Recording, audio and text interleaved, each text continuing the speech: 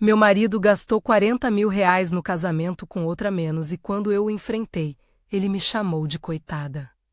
Se essa história te interessa e você quer acompanhar essa jornada, inscreva-se. Sempre tive a sensação de que algumas verdades não chegam de uma vez. Elas vêm em pequenas ondas. São os cortes nas conversas, os olhos desviados. Mas você não entende dito de leve, como se fosse só um comentário solto. No nosso caso, esses sinais começaram pequenos, não eram explosões. Eram microgestos que, somados, se tornaram um padrão. Ele atrasava para almoçar comigo. Comparava meu jeito de me vestir com o de amigas de trabalho. Ria de mim em público quando eu fazia perguntas sobre dinheiro. Não era só a traição emocional, era a maneira como ele normalizava meu lugar abaixo do dele. Como se meu valor dependesse de uma aprovação que eu não queria mais buscar. Eu contava essas coisas para mim mesma em silêncio, tentando entender se eu estava exagerando. Muitas mulheres que conheci passaram por isso, uma erosão lenta do respeito.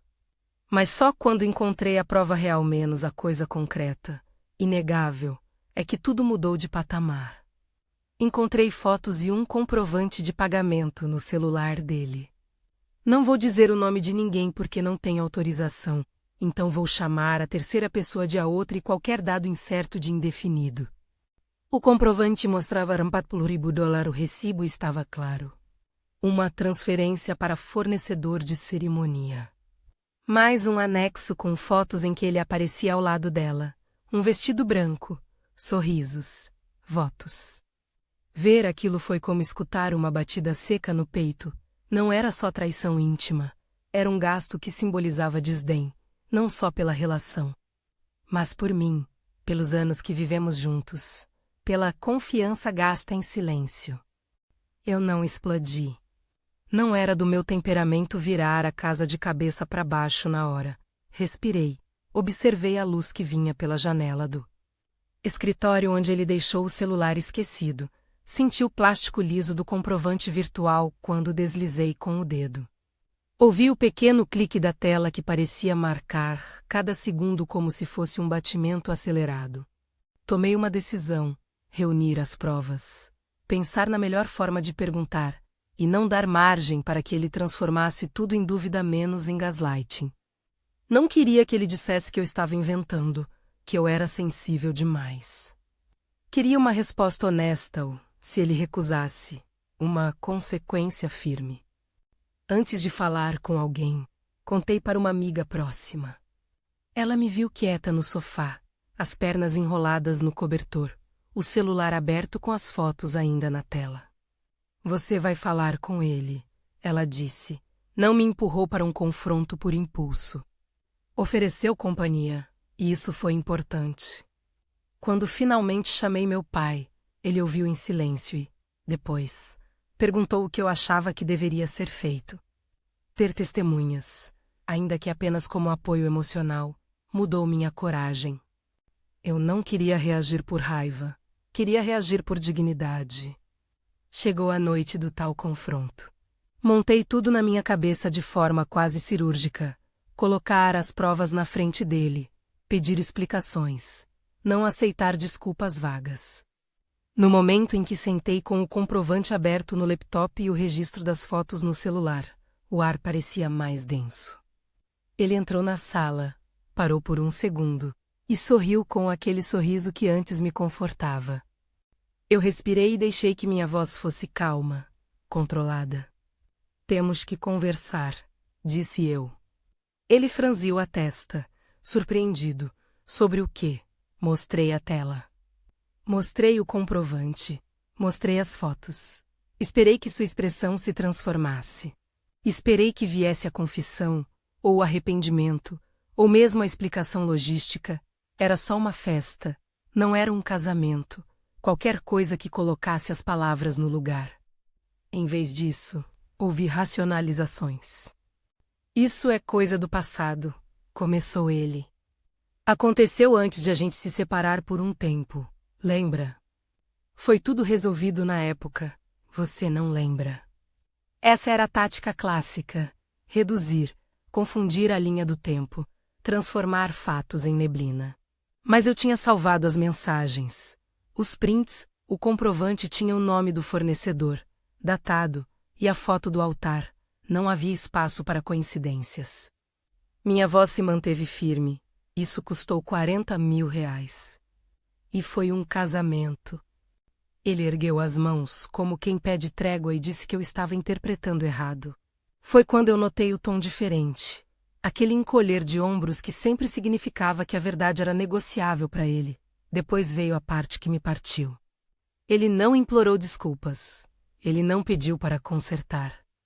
Ele me chamou de coitada a menos, com uma leveza que transbordou desprezo. Você é uma coitada por acreditar nessas coisas, disse ele. Fica aí, imaginando conspirações. Acorda. Às vezes uma palavra tem o poder de fechar uma porta para sempre. Aquele coitada não foi só um insulto.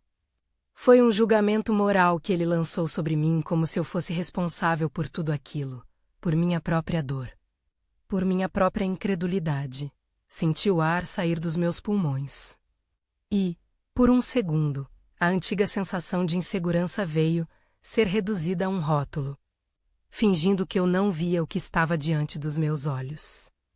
Mas havia algo diferente em mim naquele momento.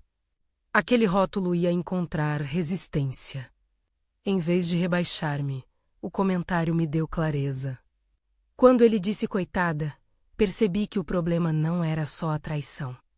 Era o desdém explícito, a intenção de me humilhar.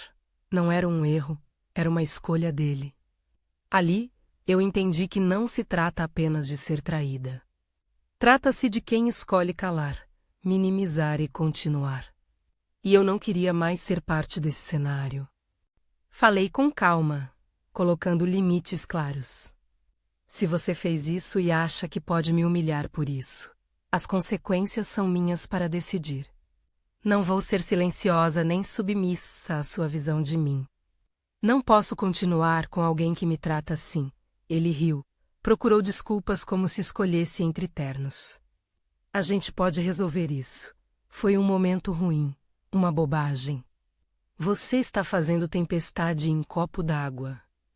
Eu já sabia que a melhor defesa contra a minimização é a objetividade.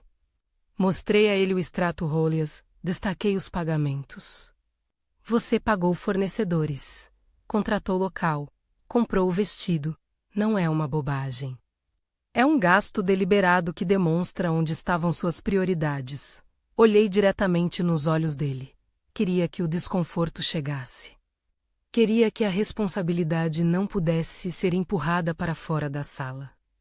Quando ele percebeu que a estratégia de minimizar não me faria recuar, tentou outra abordagem, a culpa projetada. Você sempre foi insegura, sempre fez um drama por qualquer coisa. Por que você sempre precisa transformar tudo em crise? Era a versão masculina do gaslighting clássico, transformar a vítima em louca para negar a validade da queixa. Lembro de ter pensado por um instante, em todas as vezes que eu acalentei o silêncio, em todos os momentos em que eu me convenci de que talvez eu provocasse. Mas então me peguei enumerando as ações dele, não as minhas reações, e me senti mais forte. Não vou fingir que foi fácil. A mistura de raiva e tristeza borbulhava dentro de mim, mas a calma exterior era um escudo prático. Não daria a ele o espetáculo que ele usaria para se isentar. Mantive a voz firme. Em algum ponto do diálogo, minha amiga entrou discretamente na casa. Ela não era intrusa, era minha aliança. Ver seu rosto ao meu lado trouxe conforto. Depois de um tempo, meu pai apareceu também. Famílias reagem de formas diferentes. Alguns aconselham a paciência, outros pedem ação imediata. O meu pai segurou minha mão, sem palavras enfeitadas, e aquilo foi uma ancoragem. Havia testemunhas para o que eu estava dizendo. Ele, que tanto me amava, confirmou com o olhar que eu não estava sozinha. Quando ele ouviu que minha família sabia, a expressão dele mudou. Havia raiva contida, mas não a do arrependimento legítimo. Ele começou a justificar de forma mais ríspida. Você está expondo nossa vida. deixando nossa família em choque. Por que fazer isso público? Por que transformar isso em um caso? Tentei explicar que não se tratava de vingança, mas de estabelecer limites para uma relação que se tornara injusta. Ele, como muitos que manipulam, tentou inverter a narrativa. Agora eu estaria causando dano por expor o que ele fez. Foi nesse ponto que decidi que não haveria negociações longas. Tomei medidas práticas menos apenas o suficiente para proteger minha saúde emocional. Saí de casa naquela noite, com uma mala pequena e documentos essenciais. Não quis dramatizar. Não gritava, nem fiz cena. Simplesmente coloquei distância. Às vezes, a ação mais firme é a mais silenciosa, fazer o que precisa ser feito sem alimentar mais drama. A reação da família e dos amigos foi um misto de choque e pronta acolhida. Houve quem pedisse calma, quem dissesse que era melhor tentar terapia de casal primeiro. Quem me ofereceu um sofá e uma xícara de chá quente. Recebi mensagens de mulheres que contaram suas próprias histórias, algumas piores, outras parecidas. Esse apoio me fez perceber que havia uma rede ao redor. Eu não estava em um vácuo. Tal rede sustenta, dá perspectiva e ajuda a recuperar a própria voz. As consequências que impus foram práticas e simbólicas ao mesmo tempo. Saí da casa. Centralizei minhas finanças. Pedi que ele não me procurasse para conversas que não fossem mediadas. E busquei apoio profissional, não como quem busca cura instantânea, mas como quem procura direção e resiliência. Procurei um advogado para entender meus direitos sem transformar isso em um processo público.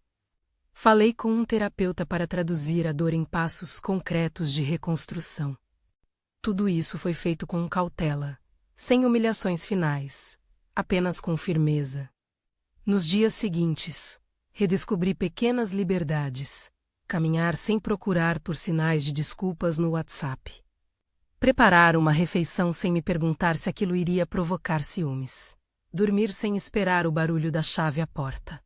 Essas coisas, que pareciam mínimas antes, eram agora atos de recuperação. Reconstrução não é um ato grandioso de um dia. É o som das pequenas vitórias cotidianas. Coisas como marcar uma consulta médica que eu vinha adiando, reencontrar amigos, começar a poupar novamente. Recuperar hobbies não era esquecer o que houve. Era criar um novo lugar para mim mesma onde aquela traição não tivesse mais poder absoluto. Também havia momentos de dor. Chorar sozinha à noite. Reviver a frase coitada uma e outra vez. Mas a cada vez que a frase vinha, eu tentava tê-la. Ele chamou-me de coitada porque queria me desqualificar. Queria que eu aceitasse que minha percepção não tinha valor. Em vez de aceitar, comecei a ver que a afirmação era uma projeção, um homem que diminui o outro porque não consegue olhar para suas próprias falhas. Quando entendi isso, a palavra perdeu parte de sua força sobre mim. Ainda doía, mas não me dominava. Uma parte essencial do processo foi também falar com pessoas que tinham vivido o mesmo. Não para cultivar um sentimento de vítima, mas para aprender estratégias de sobrevivência emocional. Mulheres me contaram como exigiram justificativas, como contaram a famílias, como criaram rotinas que as colocaram em primeiro lugar. Cada história compartilhada era um mapa para alguém que estava se perdendo. A solidariedade fez o caminho menos solitário. Não posso prometer que minha história teve final feliz da noite para o dia. A vida não funciona com cortes de cena brilhando um ano depois. Há dias ainda difíceis, consultas que reabrem feridas, aniversários que trazem lembranças. Mas há também dias em que rimos de algo bobinho no café da manhã. Quando percebo que sou capaz de tomar decisões sem medo do que vão pensar. Há dias em que consigo olhar para a foto do passado e não sentir vontade de apagá-la. Apenas reconhecer que foi uma parte da minha trajetória. E isso é uma forma de cura, aceitar o que foi, sem permitir que defina tudo o que serei. A partir dessa experiência, Quero deixar claras algumas coisas que aprendi e que podem ser úteis para quem está passando por algo parecido, sem soar como manual ou receita mágica. Primeiro, provas importam, mas a sua integridade importa mais. Guardar, documentar, ter testemunhas. Não é por vingança menos, é para que você possa colocar limites com fatos, não com emoções apenas. Segundo, apoio importa. Ter alguém que te escute, sem julgar, ajuda a não aceitar narrativas que reduzem sua realidade. Terceiro, limite é ação. Não é vingança colocar distância de alguém que demonstra desdém, é proteção. Quarto, recuperação é gradual. Não há pressa, mas há compromisso consigo mesma. Sei que muitas vão assistir a essa história e pensar, mas por que ela não consertou tudo? Por que não insistiu na relação? A escolha de cada uma se apoia em contextos diferentes. No meu caso, o gasto deliberado, a humilhação e o desprezo mostraram que aquilo não era um erro isolado, era uma postura repetida. Eu decidi que não queria mais aceitar um lugar secundário em quem deveria ser meu parceiro. Tomar distância foi um ato de cuidado, não de ódio. Depois dos primeiros meses, voltei aos poucos a aprender a confiar, primeiro em mim mesma, depois em outros. A confiança em si mesma é um músculo. Quanto mais você pratica a verdade, o respeito por suas necessidades, mais forte ele fica. Reconstruí rotinas. Conversei com profissionais. Aceitei que pedir ajuda é parte do processo. E fui percebendo que havia uma energia nova crescendo. Uma sensação de que eu não precisava mais da validação dele para saber meu valor. Hoje, quando penso naquela frase, você é uma coitada, ela não tem o mesmo peso. Sinto pena dele, não por maldade, mas porque alguém com tanta facilidade em baixar o outro demonstra uma pobreza emocional. Eu não quero ser a pessoa que se satisfaz em expor a miséria alheia. Quero ser quem se ergue apesar dela. Se você que está assistindo já passou por algo parecido, saiba que sua dor é legítima. Não permita que outro transforme seu sentimento em fraqueza. Procure apoio. Cerque-se de quem te acolhe e não invalida. Limites não são frieza, são proteção. E sair de uma situação tóxica não é sinal de fracasso. É sinal de amor próprio.